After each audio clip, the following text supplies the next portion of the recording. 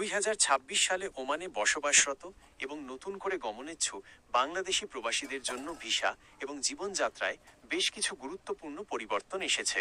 নিচে সর্বশেষ আপডেটগুলো তুলে ধরা হলো। ওমান ভিসা আপডেট জানুয়ারি 2026। 2023 সালের অক্টোবর থেকে শুরু হওয়া ভিসা নিষেধাজ্ঞার পর বর্তমানে ওমান সরকার পরিস্থিতি কিছুটা শিথিল করেছে। 10টি ক্যাটাগরিতে ভিসা চালু, নির্দিষ্ট 10টি ক্যাটাগরিতে বাংলাদেশিদের জন্য ভিসা প্রদান করা হচ্ছে।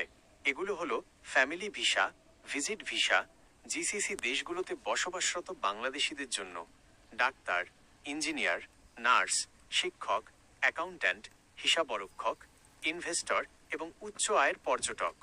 সনদ যাচাই বাধ্যতামূলক। নতুন নিয়ম 23 জানুয়ারি 2026-এর নতুন নির্দেশনা অনুযায়ী ওমানে চাকরিতে যোগ দেওয়ার আগে একাডেমিক এবং পেশাদার সার্টিফিকেট যাচাই করা বাধ্যতামূলক করা হয়েছে। জাল সার্টিফিকেট রোধ করতে এবং দক্ষ জনশক্তি নিশ্চিত করতে এই প্রফেশনাল অ্যাক্রিডিটেশন সিস্টেম চালু করা হয়েছে। কাজের ভিসা, ওয়ার্ক ভিসা, সাধারণ শ্রমিক বা লেবার ভিসার উপর থেকে নিষেধাজ্ঞা পুরোপুরি তুলে নিতে দুই দেশের সরকার আলোচনা চালিয়ে যাচ্ছে। তবে বর্তমানে টেকনিক্যাল ও কারিগরি পেশাজীবীদের অগ্রাধিকার বেশি। কালচারাল ভিসা ওমান সরকার শিল্পী, গবেষক এবং সাংস্কৃতিক ব্যক্তিদের জন্য নতুন একটি কালচারাল ভিসা প্রকল্প চালু করেছে, যেখানে যোগ্য প্রবাসীরা আবেদন করতে পারবেন।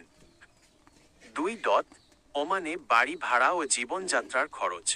ওমানের বিভিন্ন শহরে বাড়ি ভাড়ার হার বর্তমানে এলাকার চাহিদা অনুযায়ী ভিন্ন হয়ে থাকে। 2026 সালের বর্তমান প্রবণতা: এলাকা 1 বেডরুম মাসিক, 2-3 বেডরুম মাসিক, Muscat city centre 350-600 Omani rial, 600-900 Omani rial. Salalah ও সোহার শহর এলাকা 250-450 ওমানি রিয়াল, 400-700 ওমানি রিয়াল। আবাসিক বাজেট এলাকা যেমন Al Mabela 100-150 Omani rial, 150-250 Omani Real.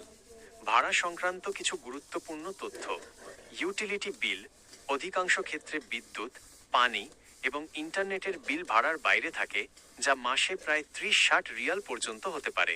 চুক্তি: বাড়ি ভাড়া নেওয়ার সময় অবশ্যই বৈধ লিজ পেপার বা টেন্যান্সি এগ্রিমেন্ট করে নেবেন, যা আপনার রেসিডেন্সি কার্ড বা ভিসা নবায়নের সময় প্রয়োজন হতে পারে।